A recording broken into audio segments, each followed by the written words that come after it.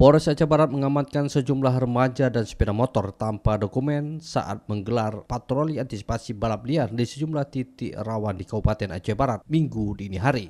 Patroli yang dimulai sejak pukul 2.30 waktu Indonesia Barat itu dipimpin Kasat Lantas AKP Eko Suhendro bersama Pawas Ibda Joko Sunardi, Perwira Pengawas Samapta Ibda TM Indra Kurnia Noris, serta personel piket fungsi lainnya. Kapolres Aceh Barat AKBP Yogi Hadi Setiawan melalui Kasat Lantas menyampaikan patroli tersebut merupakan langkah preventif untuk menekan aksi balap liar yang kerap meresahkan masyarakat dan berpotensi menimbulkan kecelakaan lalu lintas. Adapun sasaran patroli meliputi Jalan Iskandar Muda di Gampong Kuta Parang serta Jalan Melabuh Banda Aceh di Gampong Suaraya, Kecamatan Johan Pahlawan yang selama ini kerap dijadikan lokasi berkumpulnya remaja. Dalam patroli tersebut petugas mengamankan 4 unit sepeda motor yang diduga digunakan untuk balap liar. Selain kendaraan, polisi juga mengamankan 7 remaja berusia 14 hingga 21 tahun. Mereka kemudian didata, diberikan pembinaan serta diimbau agar tidak mengulangi perbuatan yang dapat membahayakan diri sendiri maupun pengguna jalan lainnya.